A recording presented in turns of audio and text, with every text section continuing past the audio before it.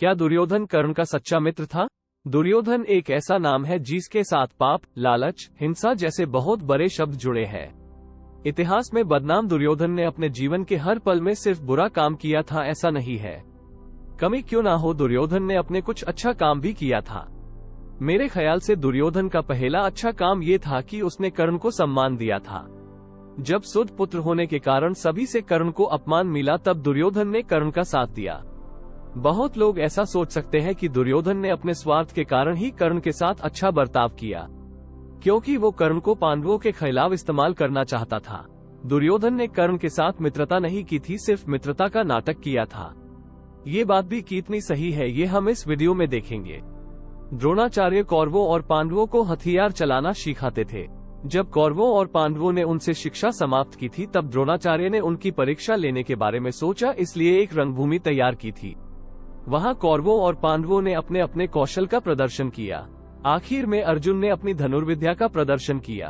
अर्जुन ने पहले अग्नि अस्त्र का प्रयोग करके अग्नि को उत्पन्न किया। इसके बाद वरुणास्त्र की सहायता से जल सृष्टि करके अग्नि को बुझा दिया। इसके बाद अर्जुन ने वायु अस्त्र की मदद से एक तूफान की सृष्टि किया। इसके बाद पर्जन्य अस्त्र के द्वारा आसमान में बादल सृष्टि किया। इसके बाद पर्वत अस्त्र के द्वारा अर्जुन ने एक पर्वत सृष्टि किया। अर्जुन के ये सब कौशल देखकर सभी दंग रह गए। लेकिन उसी समय एक लड़के ने सभी के सामने अर्जुन को द्वंद्व के लिए चुनौती दिया। उस लड़के का नाम कर्ण था। रंगभूमि में आने के साथ साथ कर्ण ने गुरु कृपाचार्य और द्रोणाचार्य को प्रणाम किया। अर्जुन ने जो जो करतब दिखाया था कर्ण ने भी वो सब कर दिखाया। कर्ण ने अपने सामने से ही अर्जुन को द्वंद्व के लिए चुनौती दिया। कर्ण की चुनौती को अर्जुन ने स्वीकार किया। कर्ण और अर्जुन में जब द्वंद्व होने ही वाला था तब कृपाचार्य उसमें बाधा बनकर खड़े हुए। कृपाचार्य ने कर्ण से पूछा, हे वीर, तुम जिस कुल में जन्मे हो उसका परिचय दो। राजकुमार किसी के साथ भी द्वंद्व नहीं करते हैं। अगर तुम अपना परिचय दोगे तो ही अर्जुन तुम्हारे साथ द्वंद्व करेगा। ये बात सुनकर शर्म के मारे कर्ण का सर झुक गया। जब कर्ण की ऐसी हालत थी तब दुर्योधन ने उनका साथ दिया। दुर्योधन बोला, हे आचार्य, शास्त्र के अनुसार जो अच्छे कुल में जन्मा है, जो वीर है, जो सेना को चला सकता है, ऐसे 3 तरह के लोगों के साथ युद्ध किया जा सकता है। लेकिन अर्जुन राजा के सिवा और किसी के साथ युद्ध करना नहीं चाहता है, तो मैं कर्ण को अंग प्रदेश का राजा घोषित करता हूँ।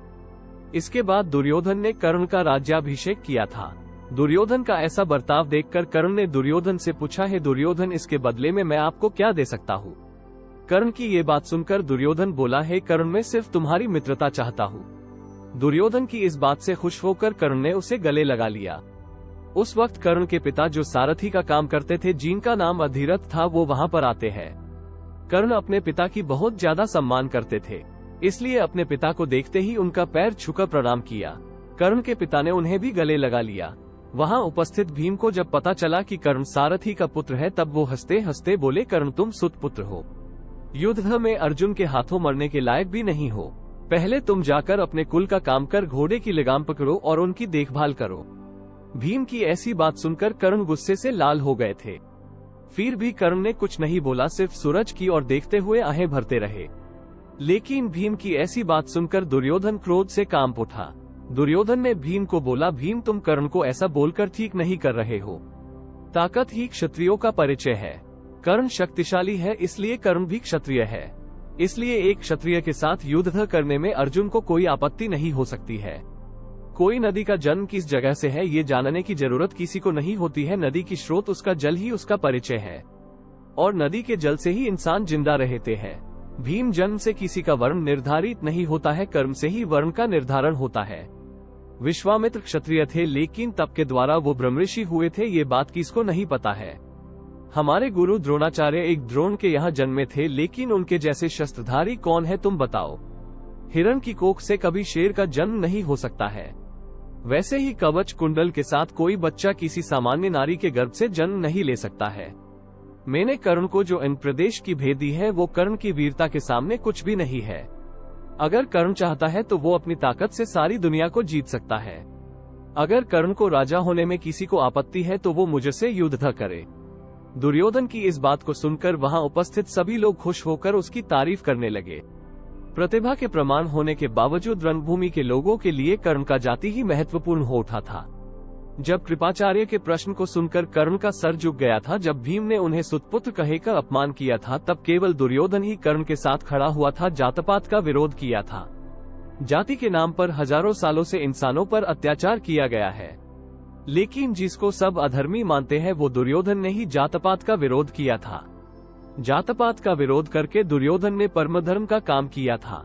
दुर्योधन ने अपनी जिंदगी में बहुत कुकर्म किया था, लेकिन उसके हजारों दुष्कर्म के बीच में भी ये धर्म कार्य सबको स्मरण रहता रहेगा। ऐसे बहुत सारे लोग हैं जो कर्ण को महान मानते हैं, लेकिन वो कर्ण को अधर्मी भी कहते हैं, क्योंकि वो दुर्योधन के साथ था, पांडवों के साथ नहीं था। लेकिन आप सोचिए, जब कर्ण रणभूमि में पांडवों से मिला तब उनका कैसे सत्कार हुआ। कर्ण की जाति जानकर भीम ने उनका बहुत ही अपमान किया।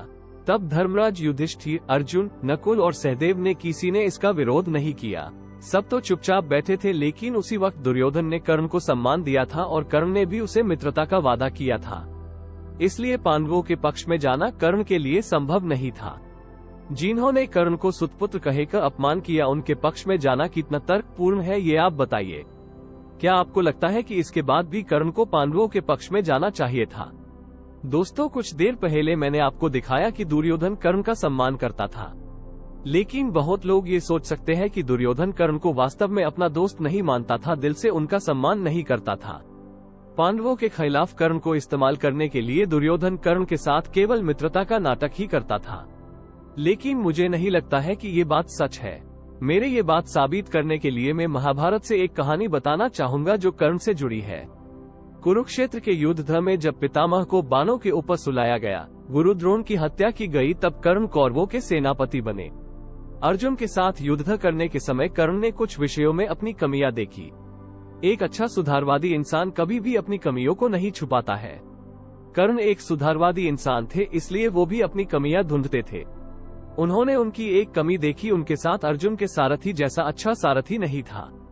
अर्जुन के सारथी तो स्वयं भगवान श्री कृष्ण थे। इस चीज में श्री कृष्ण कितने काबिल थे वो कहने की जरूरत नहीं है, लेकिन कर्ण के सारथी कृष्ण के जैसे अच्छे नहीं थे। इसलिए कर्ण ने अपने सारथी को बदलने के बारे में सोचा। कौरव पक्ष के योद्धा शैल्य अश्व विद्या में माहिर थे, इसलिए कर्ण ने शैल्य को अपना सारथी चुनना चाहा। कर्ण ने ये बात दुर्योधन को बोली। दुर्योधन ने शैल्य को कर्ण के सारथी होने के लिए बोला, लेकिन शैल्य कर्ण को बिल्कुल भी पसंद नहीं करते थे। इसलिए शैल्य ने कर्ण को अपमान करते हुए बोला, कर्ण नीच कुल में जन्मा है, हे दुर्योधन तुम क्यों उस नीच का सारथी होने के लिए बोल रहे हो? मैं एक महान कुल में जन्मा हूँ, मैं किसी नीच कुल में जन्मा कर्ण का सारथी नहीं बन सकता हूँ। शैल्य की ये बात सुनकर दुर्योधन ने शैल्य को उत्तर दिया, हे शैल्य, भृगु वंश में जन्मा परशुराम कर्ण को बाण चलाना सिखाया था। अगर कर्ण का कोई दोष होता तो भगवान परशुराम कभी भी कर्ण को दिव्यास्त्र नहीं देते। इसलिए मैं कर्ण को सुतपुत्र नहीं मानता। मुझे लगता है कर्ण क्षत्रिय कुल में जन्मा कोई देव संतान है। वो निश्चय ही किसी महान कुल में जन्मा होगा। जैसे हिरण के गर्भ से कभी शेर का जन्म नहीं हो सकता है, वैसे ही कोई सामान्य नारी कवच कुंडल के साथ कर्ण को जन्म नहीं दे सकती। हे मध्यराज, कर्ण की भुजा बहुत ही शक्तिशाली है, उसकी छाती बहुत ही विशाल है। कर्ण कोई साधारण मनुष्य नहीं है। कर्ण महाशक्तिशाली परशुराम के शिष्य है। कर्ण एक महात्मा है। दुर्योधन अगर कर्ण के साथ मित्रता की नौटंकी करता तो वो कर्ण के पीछे कर्ण की बुराई करता, लेकिन कर्ण के सामने या पीछे कभी भी दुर्योधन ने कर्ण का अपमान नहीं किया था। कर्ण के पीछे शैल्य ने जब कर्ण का अपमान किया तो दुर्योधन ने उसका विरोध किया। दुर्योधन के अंदर बहुत सारी बुराइयां होने के बावजूद वो एक अच्छा दोस्त था। दोस्तों, इस वीडियो के जरिए मैं दुर्योधन के कुकर्मों को धोने की कोशिश नहीं कर रहा हूँ। दुर्योधन ने अपनी जिंदगी में बहुत सारा पाप किया था। उसकी लालच के कारण, उसके पाप के कारण ही कुरुक्षेत्र का युद्ध हुआ था। लेकिन हमें ये भी भूल जाना नहीं चाहिए कि ये दुनिया और इस दुनिया की इंसान ब्लैक एंड व्हाइट नहीं होते हैं। यहाँ पर सब कुछ भला या बुरा नहीं होता है। ब्लैक एंड व्हाइट के बीच में भी बहुत सारे रंग होते हैं। इसलिए बहुत अच्छा काम करने वाला कोई आदमी भी अपनी जिंदगी के किसी क्षण में कोई गलत काम कर बैठता है। इसी तरह कोई बुरा इंसान भी अपने जिंदगी की किसी क्षण में कोई अच्छा काम करके हम सबको चौंका देता है। दुर्योधन भी कुछ ऐसा ही था। उसने अपनी जिंदगी में बहुत सारे पाप किए थे, लेकिन वो कभी भी जात पात को महत्व नहीं देता था। उसने जात पात के ऊपर उठकर प्रतिज्ञा की कदर की थी। कर्ण को समुचित सम्मान दिया था। कर्ण ने उसका ये उपकार कभी नहीं भूला। अपनी जान भी देकर कर्ण ने दुर्योधन की मित्रता निभाई थी। वो विवश होकर दुष्कर्मी दुर्योधन का साथ देता गया। सच में महाभारत में अधर्म में भी धर्म था। दरअसल दोनों में सच्ची दोस्ती थी, ऐसा हमारा मानना है। आप क्या मानते हैं, जरूर अपनी राय बताएं। महाभारत में वर्णित ऐसी रोचक कहानियां छिपी है जो हम आपको बताते रहेंगे। बस आप हमारी चैनल को सब्सक्राइब कीजिए। धन्यवाद। कहानी अच्छी लगी हो तो लाइक भी जरूर कीजिए।